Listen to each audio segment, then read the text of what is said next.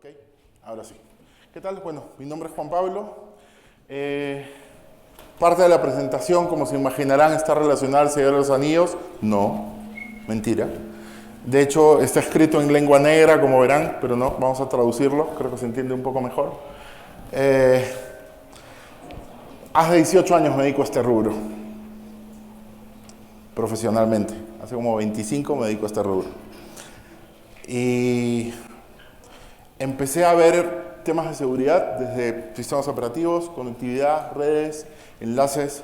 Me dediqué a coleccionar certificaciones, me dediqué a ver seguridad para diferentes empresas y en algún momento me encontré solo contra el mundo trabajando por allá en el año 2010 en el seguro social de mi país, que es Salud. 44.000 empleados y una persona de seguridad. Y me dicen, suerte, bienvenido a la organización de la institución. Y así fue, no estoy mintiendo. De hecho, el área tenía en realidad asignados organizacionalmente 3 personas, pero las otras 2 se las habían llevado a otras áreas y habían usado la plaza. Entonces, solo había uno. Entonces, en ese momento dije, ¿cómo resuelves el problema de 44.000 personas distribuidas a nivel nacional en 300 sedes viendo salud? O sea, no solamente era confidencialidad, integridad y disponibilidad, sino también privacidad. Algo que en Latinoamérica hasta ese tiempo ni siquiera era una palabra que se tocaba cuando se hablaba de seguridad. Y empecé a desarrollar un framework asociado a ciertas cosas. Pero antes de hablarles del framework y antes de entrar un poco más a detalle, a mí me gusta estandarizar conocimientos. Porque yo estoy seguro que el 90% de los que están acá, cuando leyeron framework, dijeron, ok, otro Metasploit. Por ahí no vamos. De hecho, esta es la charla que menos van a dar temas de... Bueno, sí, pero desde el otro lado. Y vamos a partir de 2 definiciones. Uno, lo que es seguridad de operaciones. Cuando hablamos de seguridad de operaciones, y hagan la búsqueda en Google, toda la relación hacia seguridad de operaciones, todas las definiciones están relacionadas a OPSEC. Security Operations, Cover Ops, digamos que lo que le encantaría, lo que haría probablemente más cercano a un espía o un bug hunter. La seguridad de operaciones con la que vamos a hablar no es esa. Vamos a hablar de la seguridad operativa, la seguridad del día a día, la seguridad que nadie se encarga de ver, la seguridad que normalmente se bypassea porque nadie se dio cuenta, porque a nadie le importó. Y vamos a hablar de framework. No vamos a hablar de un framework de desarrollo, no vamos a hablar de un framework como Metasploit, vamos a hablar de un entorno para poder desarrollar una problemática que es compleja y que la verdad hasta el momento no se está resolviendo. Hace un par de años empecé a trabajar con temas de innovación y una de las cosas que empecé a encontrar es que empecé a encontrar herramientas que me permitían responder esas preguntas que normalmente uno dice, qué buena pregunta, habría que ver. ¿Qué tal si nos juntamos, pensamos a ver qué sale y nunca nos juntamos y nunca decidimos qué sale?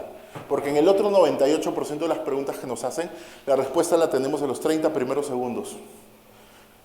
Que si es un ataque, que si es, que cómo hago el buffer overflow, que si tengo una saturación de paquetes por un ataque volumétrico. No importa el tema, probablemente la respuesta la tendremos en los 30 primeros segundos o en las 3 primeras respuestas en la búsqueda de Google. Me refiero a esas otras preguntas que son más difíciles de encontrar. Y por ahí es por donde estamos trabajando este framework. Partamos de incidentes, partamos de organizaciones que fueron auneadas. ¿Por qué una organización podría ser auneada? Claro, las respuestas inmediatas son porque no cuidaron su seguridad, porque no invirtieron en seguridad, porque no les importó, porque tenían usuarios, porque el eslabón más débil de la cadena se rompió, para no herir susceptibilidades. Y claro, ¿y qué pasó con las demás organizaciones que sí invirtieron en seguridad y que sí tenían una inversión inmensa de seguridad? En el año 2014 a Target le roban no sé cuántos miles, millones de tarjetas de crédito de POS. ¿Y que empieza en dónde? En un tacho de basura, en una tarjeta de presentación, un archivo malicioso metido en un correo, un malware dentro de la red, empieza a hacer saltos laterales, empieza a tomar control de la red. No es que no tenían herramientas de sandboxing, o no es que no tenían herramientas anti-malware, las tenían. Es más, las herramientas generaron alertas. Nadie las vio. En el 90, en mi experiencia, no puedo decir en el 100% de los casos, pero en mi experiencia, con cada cliente con el que me he encontrado en la región, lo único que te despierta un sábado a las 2 de la mañana por temas de trabajo en seguridad es una caída, disponibilidad. Puedes tener 100 intentos de ataque al sysadmin o al usuario de base de datos de tu BI, de tu Business Intelligence, y nadie te va a despertar. Y probablemente te vas a enterar cuando se caiga, no cuando entraron a la base de datos, no cuando intentaron atacarla. Porque lo único que nos preocupa es la disponibilidad del servicio, y a las organizaciones es lo único que les preocupa. Y como es lo único que les preocupa, podríamos traducir o podríamos llegar a la conclusión de que es la razón por la cual nos miden en el rubro, que nada se caiga. Si hablamos de los 3 pilares de la seguridad, poniéndonos teóricos, confidencialidad, integridad y disponibilidad, entonces hay 2 pilares que no nos están preocupando en el rubro de seguridad. ¿Por qué ocurrieron? Y empezamos con mi equipo, yo en mis ratos de ocio, en el baño, a darle vueltas a esta pregunta y encontré varias cosas. Son algunas posibles causas.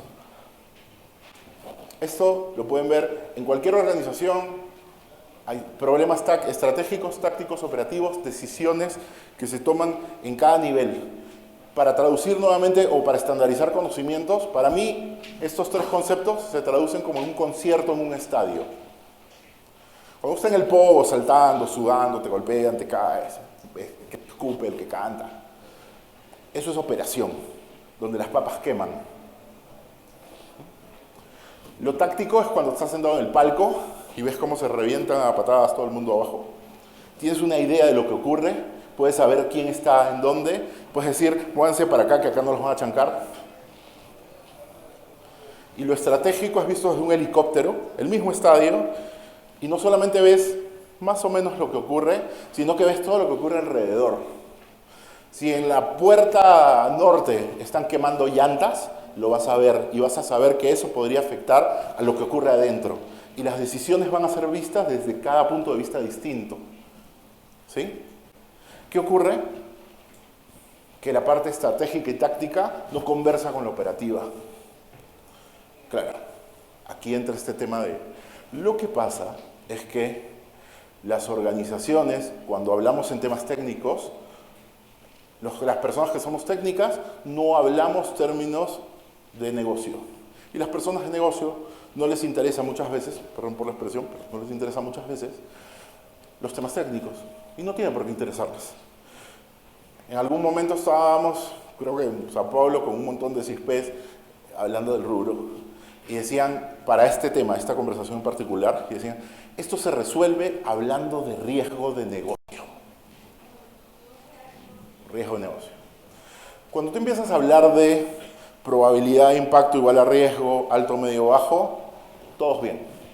Cuando empiezas a hablar de riesgo residual, tolerancia al riesgo, cuando empiezas a ponerte un poco más técnico, cuando empiezas a hablar de single loss expectancy o expectancia de pérdida unitaria o anual, y empiezas a empezar a valorizar, empiezas a encontrarte con un montón de problemas. Desde cosas que están asociadas al riesgo, como que todo el mundo considera que su data siempre es importante, entonces todo es alto, cuando vas en valoración de riesgo. Hasta que les dices, ok, entonces tienes que cambiar tu contraseña cada 15 días. Dicen, no, tampoco es tan importante. Pero regresando a este tema, esa conversación no ocurre. Como no ocurre, entonces hay algo en el medio que se pierde. Puedes definir todas las políticas, el gobierno, riesgo, cumplimiento arriba, y abajo puedes hacer todas las líneas bases, implementar todas las soluciones de seguridad, todos los temas técnicos. Pero como no hay conversación, hay un gap que no se está tomando en cuenta y que no se está ni presupuestando, ni dedicando, ni priorizando. Claro, seguridad propone, hay que implementar controles, necesitamos más presupuesto, necesitamos más gente, necesitamos más tiempo, necesitamos que la gente se involucre. El negocio opina. Tenemos otras prioridades. Y seguridad termina siendo relegada. Eso se atiende con otros temas como que toca tener asustado a toda el área de negocio para que entiendan de que hay que invertir en el rubro. Es una forma. En la mayoría de los casos, invierten cuando ya les pegaron. Recuerdo, estaba en mi último año de la universidad, tenía una novia que era sysadmin, y estaba queriendo comprar antivirus para la red que tenía, una red chica, 50 máquinas. Y no le querían dar presupuesto. Tenía todos los presupuestos, los superprecios y todo. Hasta que un día se infectó la máquina del gerente general de esa compañía. Ese día en la tarde, todas las máquinas tenían antivirus y el precio que pagaron fue 5 veces más de todos los presupuestos que presentaron. Y estamos hablando de antivirus. Jurisdicción. No una pequeña compañía, no una empresa donde hayan 50 máquinas, donde el área de IT y de seguridad es una sola persona. Grandes organizaciones donde tienes áreas de base de datos, áreas de comunicaciones, de tecnología, sistemas operativos, es más, divisiones separadas por cada plataforma. Hay un tema de jurisdicción. Cada uno tiene una responsabilidad, que no se caiga.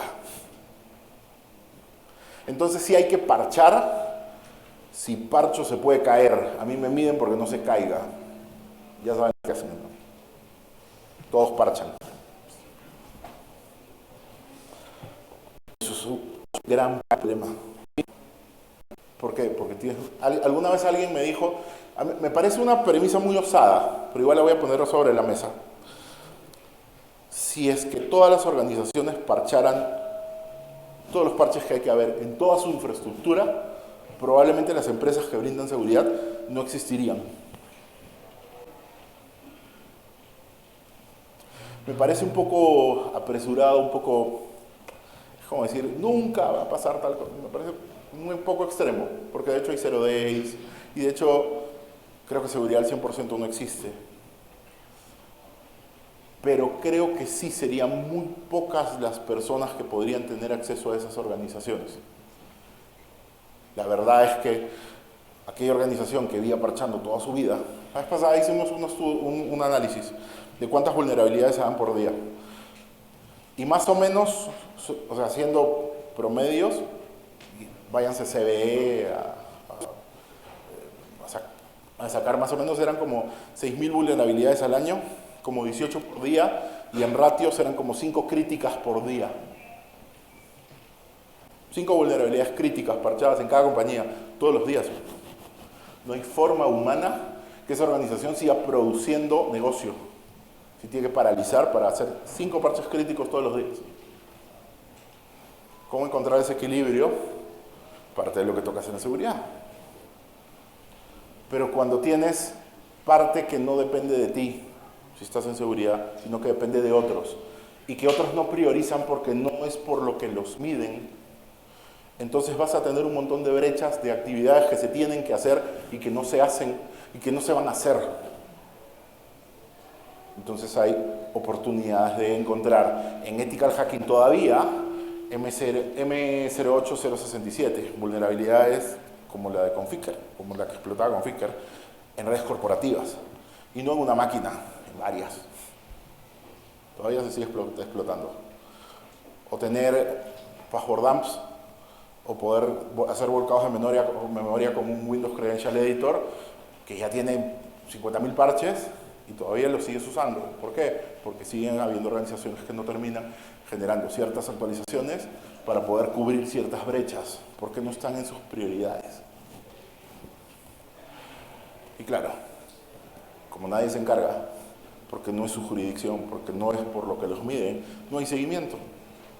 Entonces tienes un gran problema como organización. Entonces ahí empezamos. Claro, con 50 kilos menos y pelo. desarrollamos un framework de sentido común. Y digo sentido común porque lo que planteo no es nada complejo. Lo que quiero es solamente atender a un problema. Y pensé en capas. Seguridad en profundidad sería lo primero que me... Es más, fue lo primero que me vino a la mente. Y dije, bueno, teníamos capas. Física. Sobre la capa física, sistema operativo. Redes.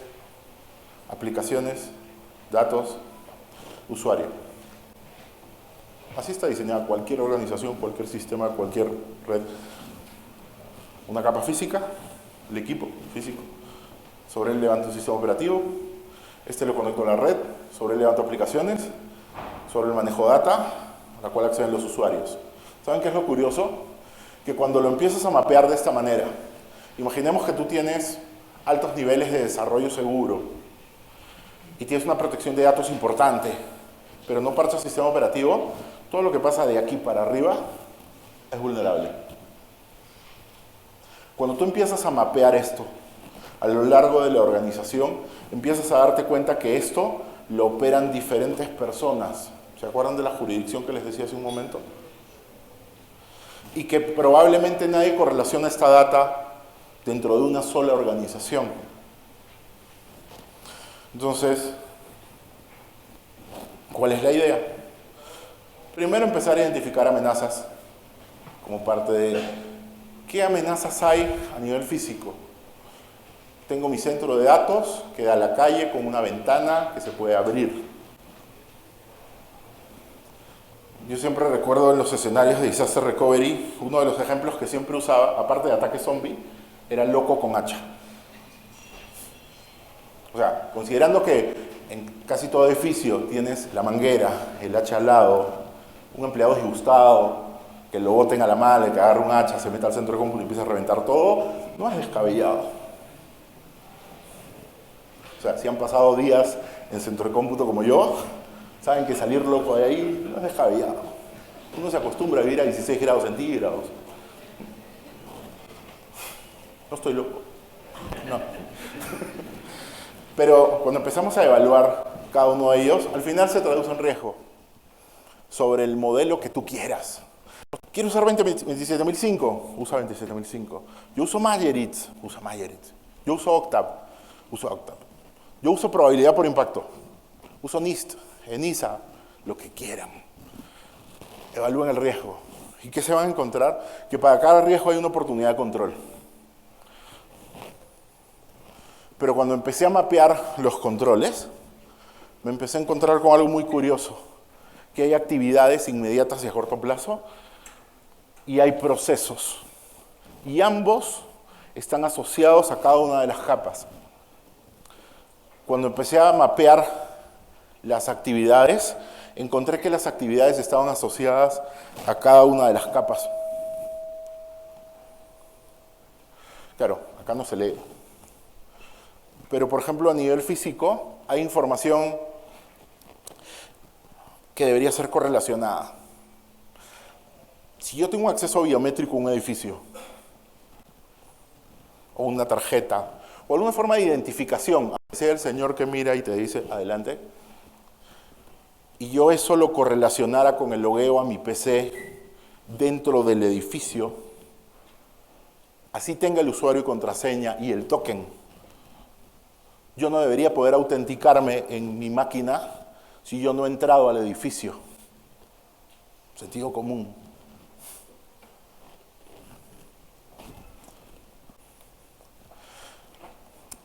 Si mi máquina no la está usando nadie, no hay ningún proceso corriendo,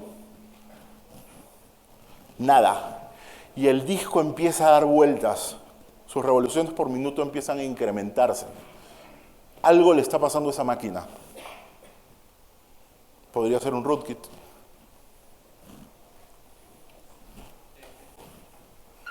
Sentido común.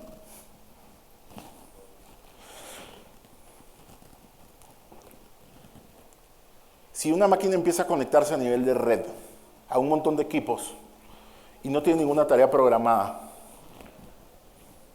¿podría estar infectada? El antivirus no lo detectó. que solo le voy a hacer caso al antivirus y al de acá. Sentido común.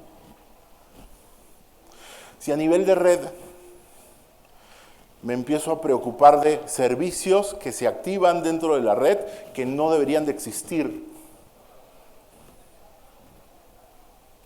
De repente una máquina empieza a conectarse al puerto 444 hacia un servidor en internet. Eso no debería pasar. Salvo que haya un Metasploit corriendo, un payload por default de un KIDI. Sentido común. Y alguien me dirá, sí, pero para eso hay un montón de herramientas de seguridad que podrían detectarlo. Sí, pero el 99% de las herramientas de seguridad normalmente están en el perímetro. ¿Por qué? Porque el negocio no prioriza inversiones dentro de la red. ¿Y por qué? Porque si tú vas a poner un IPS en el perímetro, estás hablando de megabits. Si tú vas a poner un IPS dentro de la red para identificar tráfico anómalo dentro de la red, estás hablando de gigabits o 10 gigabits. Tienen idea de la caja que tienes que poner y tienen idea de dónde la tendrían que poner o cuántos sensores habría que poner para poder monitorear todo lo que ocurre adentro. Ups. Algo pasó y no fui yo. Acá lo sigo viendo. Okay.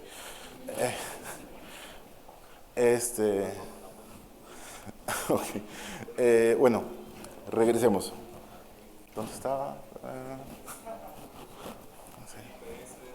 Gracias.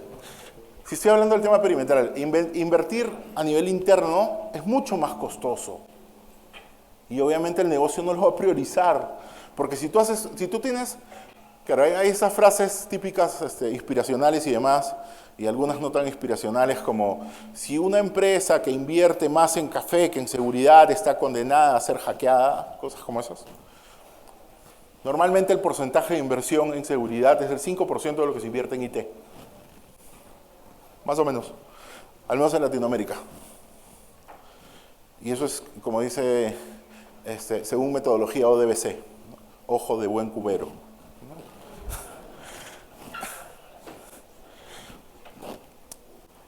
Es muy difícil tener visibilidad sobre lo que ocurre adentro de la red. Y hay mucha información dentro de la red que no la usamos y que no nos importa y que está ahí y que podría ayudar a identificar otras cosas que no estamos identificando. Actividades. Cada capa tenía las suyas. Cuando empecé a ver procesos, me di cuenta de que hay procesos que afectan a todas las capas, pero son distintos en cada capa. Y es más, se subdividían procesos transversales y procesos de soporte. ¿Y a qué voy? Por ejemplo, un proceso transversal para mí, control de acceso. Voy a tener control de acceso a nivel físico, que lo va a hacer alguien de seguridad, una empresa de seguridad probablemente tercerizada. Voy a tener control de acceso a nivel de sistema operativo, que lo va a ejecutar otro grupo de personas. Voy a tener control de acceso a nivel de redes, que de repente lo hace el mismo grupo de personas, o de repente, dependiendo del tamaño de la organización, lo va a hacer otro grupo de personas. Voy a tener seguridad de accesos o control de accesos a nivel de aplicaciones, que probablemente lo va a ver otro grupo de personas. Y a nivel de datos, otro grupo. Y a nivel de usuarios, bueno, son el eslabón más débil de la cadena, o sea que ni siquiera van a tener control de acceso. Pero así pasaba con control de accesos, así pasaba con control de cambios, así pasaba con con los temas de monitoreo, con la definición de línea base, con los temas de cumplimiento. Me empezaba a encontrar con organizaciones que me decían, pero eso no es necesario porque nosotros solamente tenemos exigencias de cumplir con PCI. Encontré una empresa que, es más, la semana pasada, antepasada, y me dice, no, es que nosotros acabamos de certificar PCI. Entonces, como para jalar la lengua y para ver si pisaba el palito. ¿Y cuántos servidores estás administrando o están dentro de tu alcance de PCI? 221 servidores. Grande. Bien. ¿Y cuántos servidores tienes? 1000. Ya. No quise preguntar si estaban en la misma red, si estaban en el mismo dominio, si compartían usuarios, si eran los mismos admins. Se dan cuenta por dónde va la brecha, ¿no? Estamos cumpliendo. cumplir y estar seguros no es lo mismo. El negocio no lo entiende todavía. ¿Por qué separaba procesos de soporte?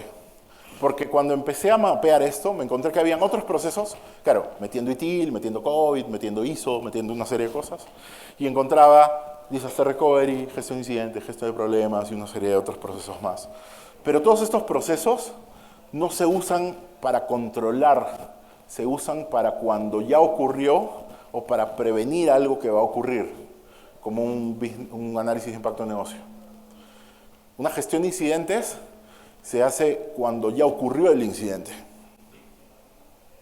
Entonces no es un control de seguridad preventivo o de detección necesariamente. No es un proceso de detección. Es un proceso de soporte, cuando ya la papa se está incendiando. Sobre esto, se dan cuenta cuando les decía hace un rato jurisdicción, controles que los define seguridad, pero al final la última decisión de la compra o la implementación la tiene el negocio. ¿Se imaginan cómo esto está definido a nivel de riesgo, gobierno, cumplimiento, y cómo eso baja hasta IT? A la hora que dicen en la política cosas como se debe contar con los niveles adecuados de seguridad de la información para asegurar la confidencialidad, integridad y disponibilidad. ¿Y eso cómo baja en un Linux? No voy a decir distros porque eso es como abrir un framework.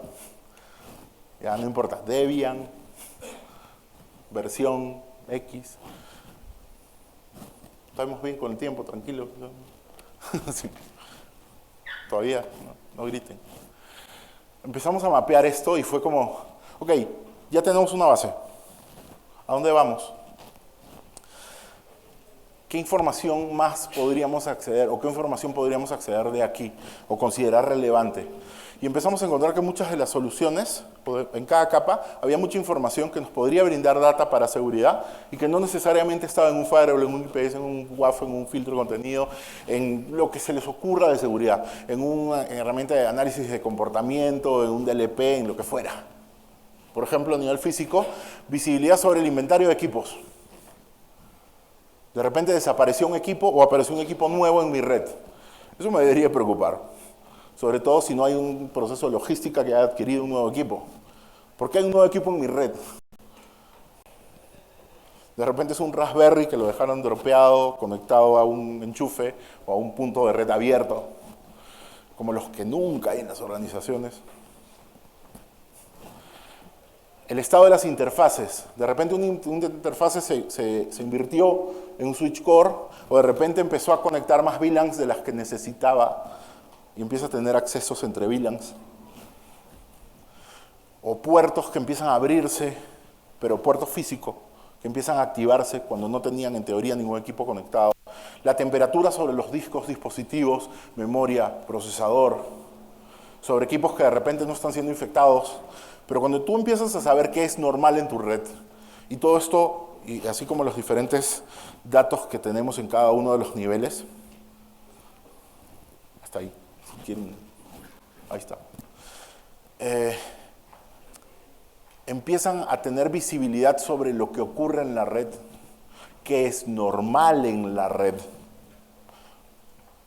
Normalmente hay cosas que uno puede inducir o puede, digamos que, entender, ¿no? Tráfico internet. 0,00000, por ahí un pico chiquito. A las 8:30, 9 de la mañana, empieza a crecer. Baja como a las 12, 1. Vuelve a subir como a la 1:30, cuando regresan los usuarios.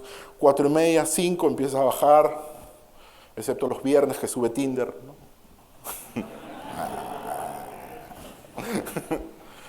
Ya, yo conocí Tinder casado, ya ni creo usuario. Ya. En serio, búsquenme. No hay. Hay información que podemos inducir, pero hay otra información que está ahí, que a nadie le importa, que las herramientas te la pueden dar, que si las tenemos mapeadas dentro de un framework y podemos esto traducirlo a un dashboard, porque, claro, acá dices, Claro, si empiezas a pensar como los controles que defines en una ISO, que son 100 y pico, y esa revisión la haces cada vez que haces tu ciclo de Denning de tu plan de un check-act, o sea, cada año, una semana antes de que venga el auditor, o 2 días después de que ya vino el auditor y te pide la data. Ese chiste funciona mucho con auditores, porque siempre llegan y nunca tienen la data. Otro público. Hay información, por ejemplo, ¿qué servicios están activos a nivel de red? ¿Qué accesos tengo hacia el nivel de sistemas? ¿Qué sucede si hay usuarios que no deberían de conectarse a ciertas horas y que no tienen un perfil de conexión a ciertas horas, que tienen ciertos hábitos, costumbres? Y esa información empiezas a conocerla a nivel de red y empiezas a ver, incluso en casos atípicos, cómo se comporta tu red, tu organización. Y puedes tener esa visibilidad y poder decir, mira, normalmente tenemos un consumo de 30%, pero tuvimos un pico del 80%. ¿Y eso a qué se debió? Esto no se vale en seguridad. O sea, si hacen esto, afuera. No. Es algo que estás haciendo en el laboratorio investigando. Entiendo cuando uno levanta la mano y dice, necesitamos implementar controles y alguien te dice, no, no lo vamos a implementar porque no hay presupuesto, es otra cosa. Tú levantaste la mano antes. Pero si es porque fuiste dejado, porque no te interesó, porque no te preocupaste, y recién te preocupas cuando ya ocurrió, estamos mal. Entonces empezamos a ver cómo implementar esta fumada. Y empezamos a implementarlo, como dicen, KISS, Keep It Simple. Empezamos a mapear cómo funcionaría cualquier proceso.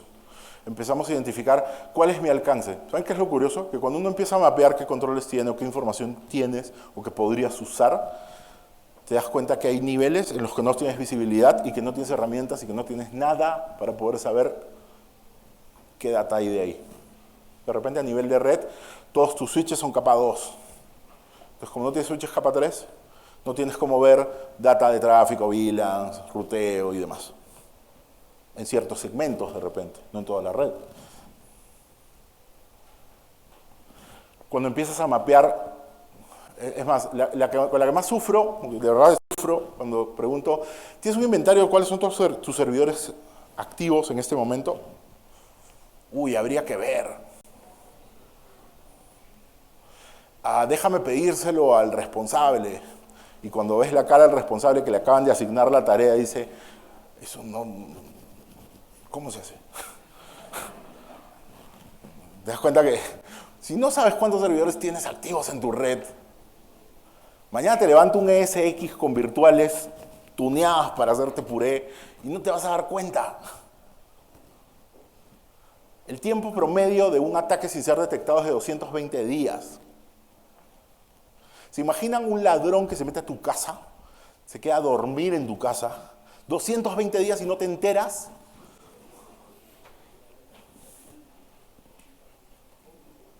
Es complicado, o sea, da risa. Sí. ¿No? ¿Quién tiene un servidor más de un año auneado? No. Ok. A veces alguno cae y dice,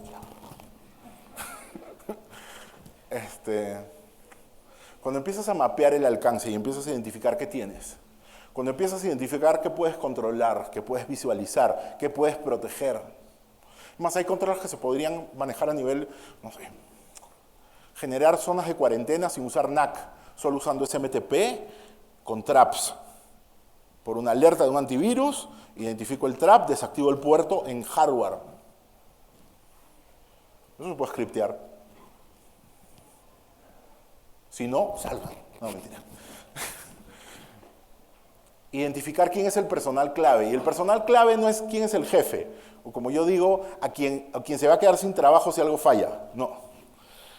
El personal clave es el que sabe realmente cómo funciona y el que te puede decir, esto está bien, esto está mal, esto es crítico, esto no es crítico.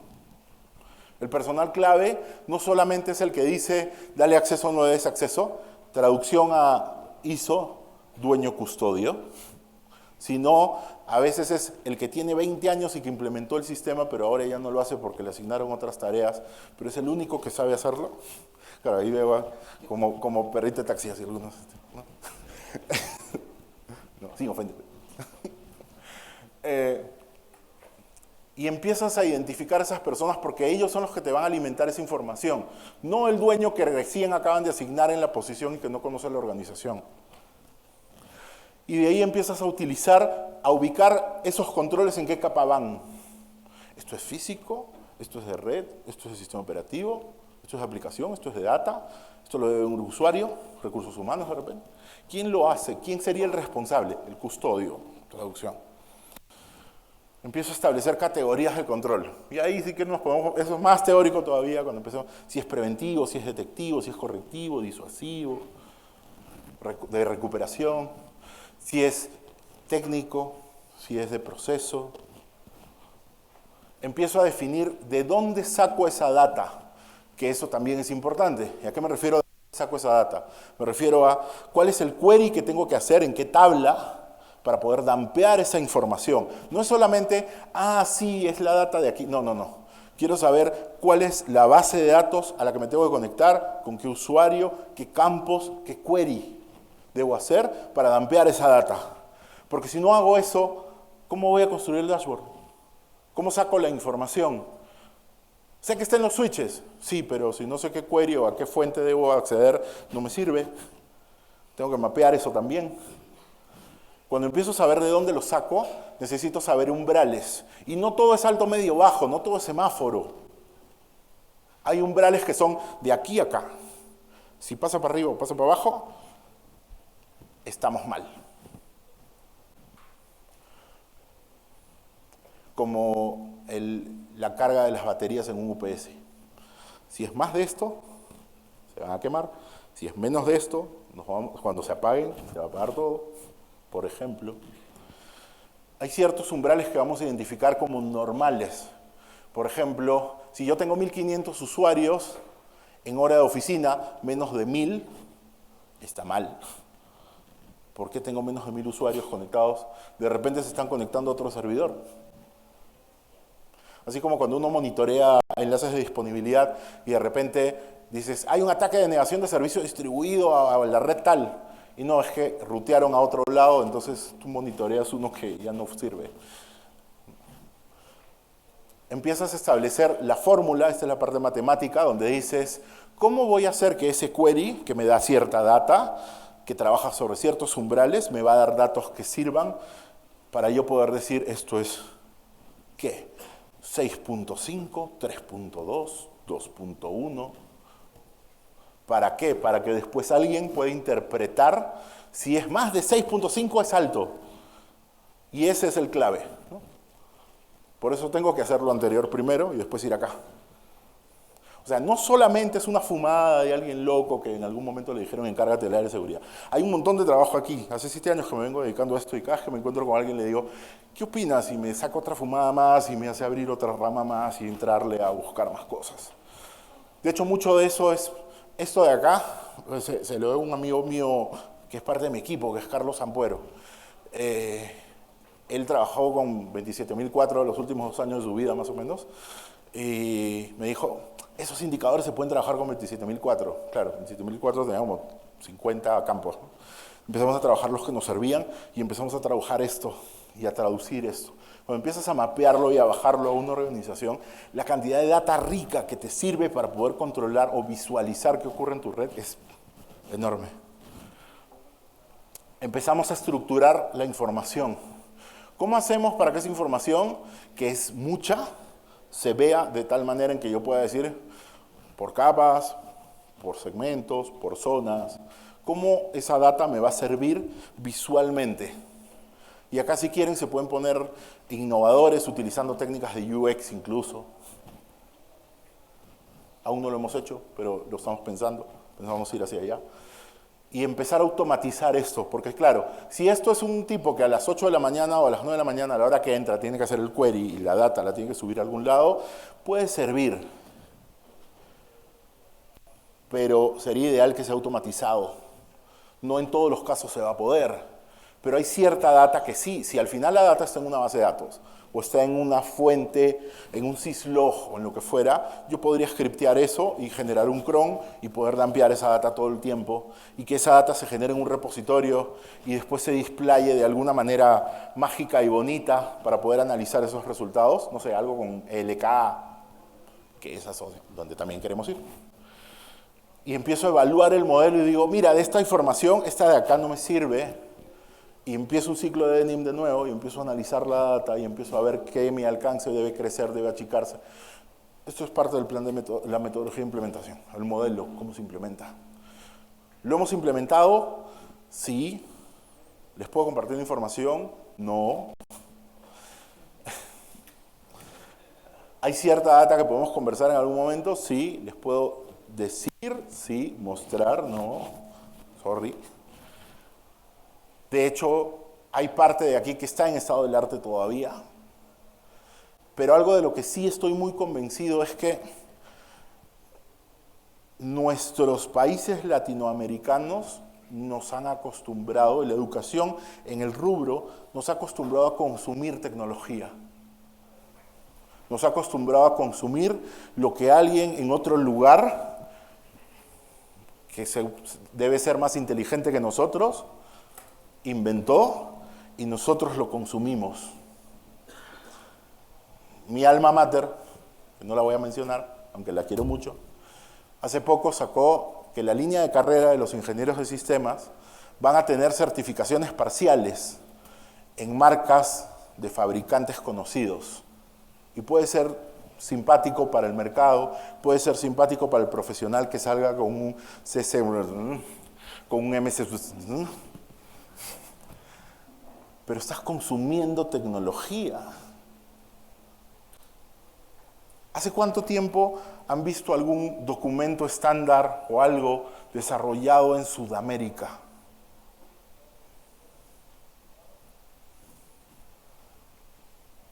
Cuatro o 5 libros de amigos cercanos que hablan sobre seguridad. ¿Y por qué? Porque seguimos consumiendo lo que en otros lados hacen. Porque seguimos consumiendo ITIL. Que no digo que esté mal, está bien.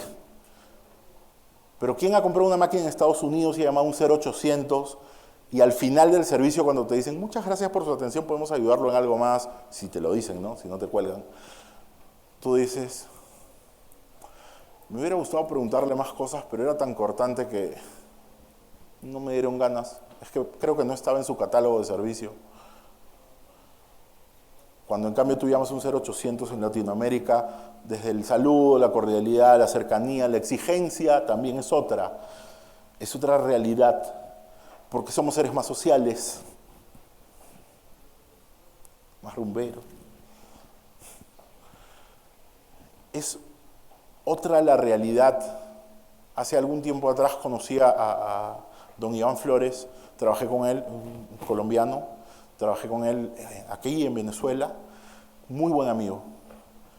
Y él me empezó a enseñar a cuestionar los estándares ya definidos, porque no eran suficientes para atender a la problemática que teníamos.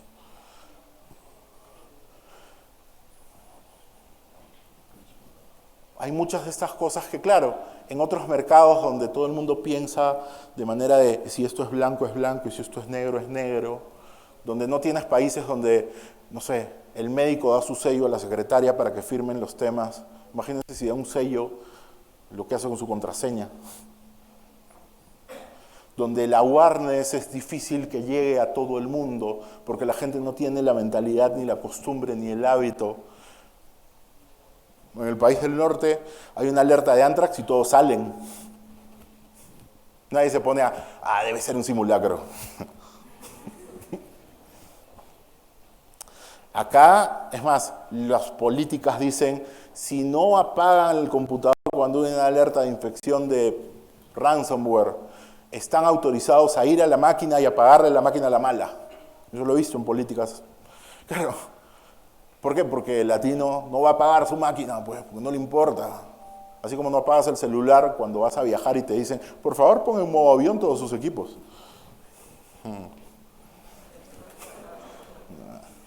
¿No? O como orinan en piscina. No, no van a saber el detalle.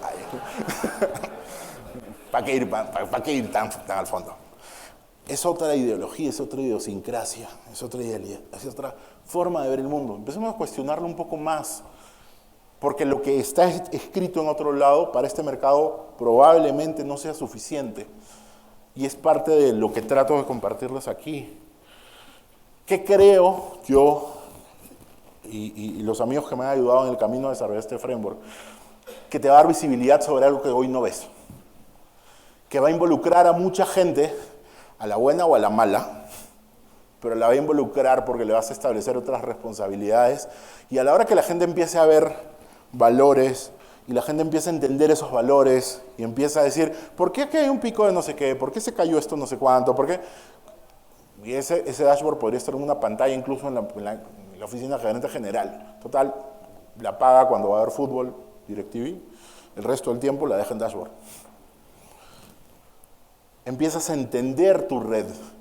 Y no solo entenderla como, sí, es más, empresas que les dices, ¿tienes un diagrama topológico de tu red? Sí, pero está desactualizado. Harta risa, ahí sí se ríen, porque está desactualizado. Porque no entiendes tu red. Entonces, claro, a mí me pasó en algún momento encontrarme con aplicaciones que el que había desarrollado la aplicación ya se murió, entonces no había forma de entenderlos, algo que la reversemos. O gente que desarrolló el proceso ya no trabaja en la compañía, sino en la competencia. Como no entendemos, no podemos decir... Es más, hay un hábito que yo le he llamado el hábito de los sistemas heredados. Yo lo implemento, lo diseño, soy especialista, me voy a otro lado, me ascienden y asignan a otro. Entonces, como yo ya me quiero salir de ese tema, te hago una capacitación de 4 horas, medio día, para explicarte lo que hace 3 años vengo haciendo. Y de ahí me voy porque ya entrego el cargo o ya me estoy yendo de la compañía. Yo ya hice mi capacitación, el experto es él. Entonces, esa persona es el experto. Y si el día que se caiga, esa persona sabe que no se caiga. Él es el que va a responder por ese sistema. Y cuando esa persona sale de la compañía, o lo ascienden, o le asignan otro cargo, él, de lo que entendió, le enseña a otro. Y hace una segunda heredada. Entonces, al momento que llega un sistema donde tienes, no sé, una infección que se hace, ransom que empieza a chancar archivos, genera un archivo .abc. Ya, entonces generemos una regla para que cuando en el antivirus, para que cuando un archivo ABC se empiece a crear, genere un bloqueo del equipo. No podemos. Es que no sé si los sistemas críticos de la compañía, que son mi responsabilidad, generan archivos ABC. Pero tú eres el responsable y tú... Es que eso me lo heredó fulanito que ahora está en... O eso me lo heredó fulanito, que se lo heredó fulanito, que se lo heredó fulanito. Y como nunca lo toqué porque si funciona no lo toques. Entonces, no entiendo mis sistemas. No puedo implementar controles. No voy a parchar. Y voy a poder reportar la información que... Normalmente no existimos en las organizaciones. La gente de seguridad, el trabajo es muy ingrato. ¿Cuándo empiezas a existir? Cuando algo se cae. Ese día saben tu número, te llaman al personal, a tu casa. Claro, algunos lo han llamado. Ese día saben tu nombre, tu apellido, dónde estudiaste y cuánto tiempo te queda en la organización. Porque no hay evidencia del trabajo que hacemos. No hay evidencia de las amanecidas, la comida rápida, ¿no? Los delivery, solamente compras, ¿no? Cuando te dicen, esta factura de... No, es que había oferta 2x1. Era jueves. Cuando no hay evidencia del trabajo que se hace, hacemos lo que otro jefe mío, costeño, me decía, encantador de serpientes él, no hagamos trabajo de lopo. No trabajemos y no evidenciemos que estamos haciendo un trabajo, porque si no es como que no lo estamos haciendo. a los ojos de quien le vamos a pedir mañana que nos faltan manos, que no tenemos vida, que trabajamos 18 horas al día, en días cuando no hay mucha carga de trabajo.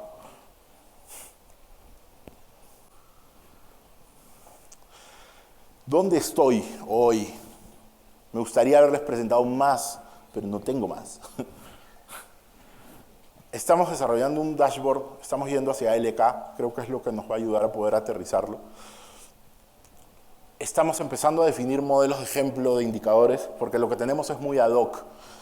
Tenemos ya mapeada la información, tenemos ciertos entendimientos, pero el problema y la preocupación que yo tengo es que si yo empiezo a sacar ejemplos, lo que va a pasar es que van a agarrar el ejemplo y ese va a ser lo único que le van a meter al framework y no van a generar sus propios indicadores, porque estamos acostumbrados a consumir tecnología. Continuar con el análisis, para mí es materia viva, ¿no? Y me interesaría publicar el framework para quitarle las rayitas sobre el dólar y que puedan usarlo. Es licencia Creative Commons. Igual úsenlo. En eso estoy. Bueno, antes de mi siguiente diapositiva, ¿alguien tiene alguna pregunta? ¿Sí? Juan Pablo, ¿verdad? Sí. Sí es cierto que consumimos data de internacional. No digo que esté mala. Mientras uno quisiera crear algo como eso, o un nivel esto para que lo podamos usar, ¿ISM3 te parece que es algo que podemos usar? Yo creo que ICM3 también aparece en COVID. O sea, como modelo de madurez, sirve. Es más, no tiene que ser tan complejo. Tener 5 niveles o de 0 a 5 para poder decir. Por eso compro buenos marcos, pues se me caga cada rato. Poder decir qué tan maduro está mi control, mi proceso, mi sistema, mi aplicación, creo que es importante para poder ubicarnos en el tiempo. El problema que yo le encuentro en el camino es contra qué lo comparo. O sea, sin ir muy lejos, no hay estadísticas latinoamericanas sólidas de incidentes de seguridad, porque no compartimos información, o porque no hay una exigencia regulatoria que así te obligue, o porque el mercado, si tú dices, es que a mí me aunearon, esa es una empresa que la aunea a todo el mundo, porque así pensamos. Y la competencia dice, a ellos sí los aunean, a nosotros no, la seguridad del 100% no existe, es una utopía. Lo que hacemos es convivir con el riesgo para hacer que tienda a cero. Y eso va a asegurar que el trabajo no se nos acabe nunca.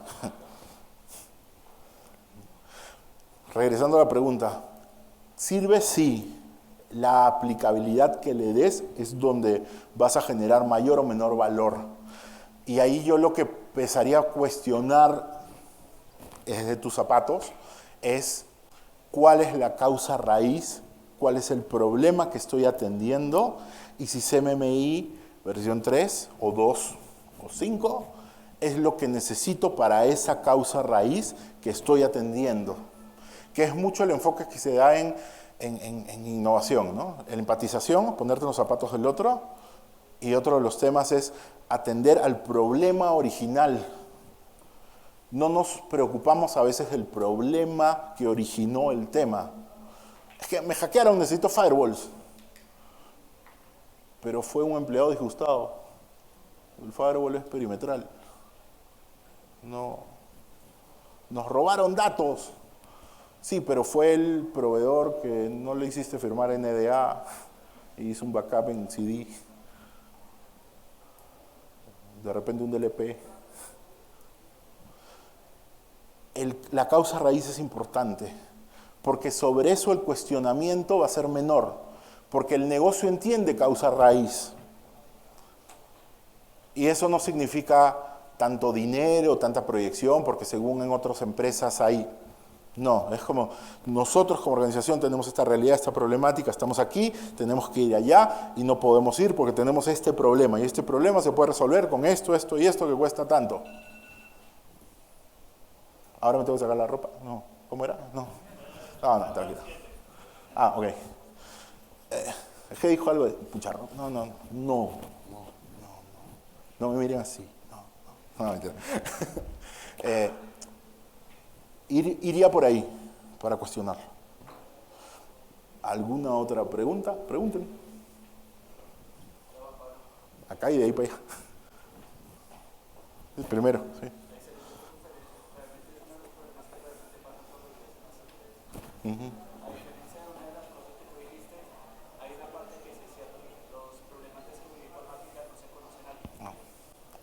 No, presional. Listo. Los problemas de seguridad informática que todos los días pasan en Colombia se están quedando callados. El día de ayer hubieron 2 ataques livianos contra un data center conocido como... mejor no lo digo. Pero el sistema tumbó todo el sistema de funcionamiento de todas las EPS a nivel nacional durante 24 horas. Solamente porque un firewall se cayó. La respuesta de todo el tema de incidencias fue porque supuestamente no hay una plataforma que controle el sistema de registro de SNMP con traps, que son herramientas que en este momento se encuentran libres. Claro. De por sí hay plataformas como Observing, como Pandora, como Nagios, como Xenos, como IOC, que permiten controlar todo ese tema. La siguiente de esas fases de lo que tú dices es la burocracia. Conozco 2 data centers de 2 bancos de acá y es increíble creer que todavía tienen Windows Server 2000. Y lo peor es que son los servidores de core.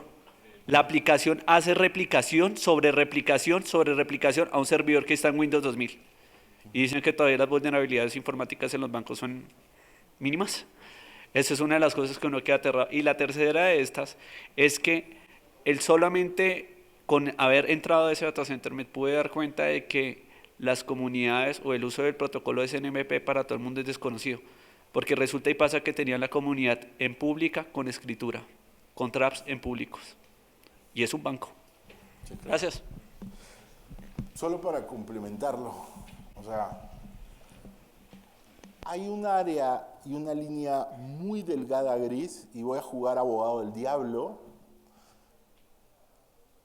En algún momento me tocó trabajar como outsourcing, responsable de seguridad para una telco. Y teníamos un servidor NT, hace 3 años, que cargaba una solución crítica con el cual se facturaba ciertos servicios, para que ni siquiera tengan por dónde van, ¿no? ¿Qué telco fue? No. Y eran críticos, y había que cambiar de plataforma. Es más, a nivel de memoria, disco, ya la máquina estaba colapsando y se quería migrar a una virtual. Y cuando fuimos al fabricante, el fabricante nos trajo una carta escrita que decía, no recuerdo exactamente lo que decía, pero era algo como que no se hacían responsables de la funcionalidad de la aplicación utilizada si cambiaban de plataforma. Entonces, ¿a quién le echas la culpa si mañana actualizas a un servidor más robusto y eso se cae? Porque, o sea, como cliente no te vas a echar la culpa solo y no vas a tomar la decisión para que mañana te voten. Entonces, no es solamente el parchar porque tenemos que parchar, porque no es posible que hayan sistemas desactualizados. Entonces, en ese momento, la decisión fue aislar el equipo en un segmento en el cual no tenía acceso a nada, donde pusimos como 3 capas adicionales, o sea, controles compensatorios, para minimizar la ocurrencia de que alguien pueda llegar hasta ese equipo por porque no teníamos otra opción. Entonces, sí es cierto, no es posible que ocurra, pero también, si nos vamos al mundo mainframe, hay muchos sistemas de mainframe que trabajan con archivos temporales en TXT en sistemas PCI. Y como es temporal, al momento de hacer la revisión no se nota. Pero cuando te vas a ver los 5 fabricantes que proveen el middleware o la plataforma de esa parte del proceso bancario, los 5 usan temporales con TXT. Entonces no hay ni siquiera una solución en el mercado que trabaje de manera robusta. Entonces, ¿cómo lo controlas? O sea, por el punto medio de negocio versus... Hay una curiosidad. ¿Qué pasa que hace 5 años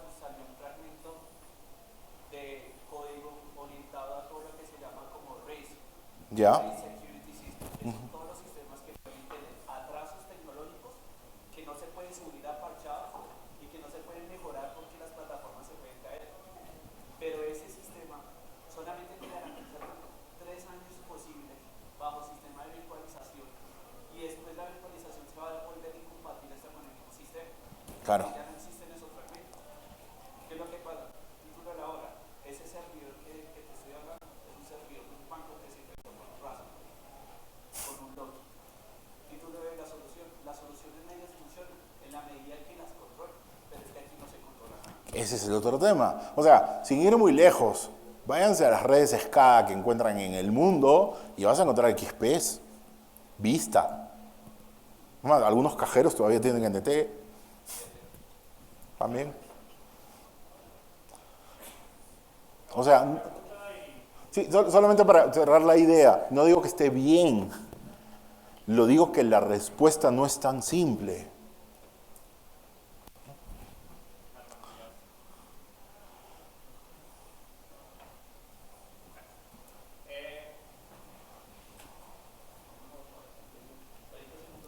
¿Aló? Buenos días. Una vez que ya, digamos, determinaste todo lo que es crítico, todo lo que tiene que tener visibilidad, pues yo asumo que cada información la recoges de distintas maneras, ¿cierto? Sí. ¿Cómo digamos, ese workflow, cómo lo puedes administrar para que no se vuelva de pronto un poco loco y uno ya tener corriendo crones, corriendo herramientas, corriendo bases de datos, corriendo queries, corriendo un montón de cosas para coger esa información? ¿Cómo organizas todo eso para que quede fácil de administrar después? O sea, de hecho, bueno, voy a retroceder un par de... Aquí. Es un ciclo de denim y es un prueba y error. De hecho, al principio, y no solamente con esto, pasa con SIEMs, lo primero que pasa es que te llenas de data y que la data mucha no te sirve. Entonces, de repente empiezas a volar en discos por la data que estás generando histórica. Entonces, tienes que depurarla y empezar a decir, esto sirve, separar la paja del trigo y empezar a utilizar lo que realmente es importante, no urgente. O sea, es lo primero que toca hacer. Lo segundo es las personas clave que identificas, y en esa parte de interpretación lo que van a hacer es humanizar la información para que hasta un niño de 5 años lo pueda entender. Porque un niño de 5 años cuando ve rojo, le dices, rojo es malo, verde es bueno. Cuando vea rojo se va a asustar y va a decir, ahí hay algo malo. O sea, es traducirlo a algo tangible, no es, o sea, este proceso, claro, así suena bonito, el proceso que hay atrás es más complejo, sí, claro. Te tengo que poner la demo, si te lo pongo completo no lo haces. O sea, no es un trabajo fácil, hay que remar un montón. Es prototipar, es simplificarlo, es mantenerlo simple. En cuanto a data, ¿te vas a llenar de data al principio? Sí, porque vas a querer auditar, o no auditar, vas a querer dampear todo. Pero te vas a dar cuenta que mucho de ese todo no te es útil y lo vas a empezar a depurar. Pero ¿qué sucede? Hay mucha data que no todos tienen. O sea, no hay un estándar aquí, porque no hay un estándar en plataformas, en arquitectura, en diseño, en modelamiento, en nada, que puedas decir, esto funciona así. Por eso tiene que ser tan abierto el framework, para poder adaptarse a lo que le pongas. Hasta las veces que he podido compartir este framework, no he encontrado a alguien que me haya dicho, en mi infraestructura esto no funcionaría. Es lo que se trata, de que funcione en cualquier entorno. Entonces, si nos vamos más al específico, nos vamos a encontrar con que va a dejar de funcionar para ciertos modelos. Entonces, por eso no lo bajamos más, todavía.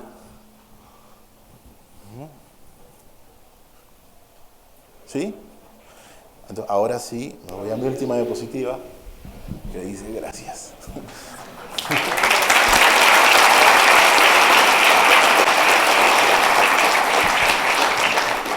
Muchas gracias a Juan Pablo, especialmente por haber estado en tiempos también. Recuerde que vamos a ser muy estrictos con los tiempos.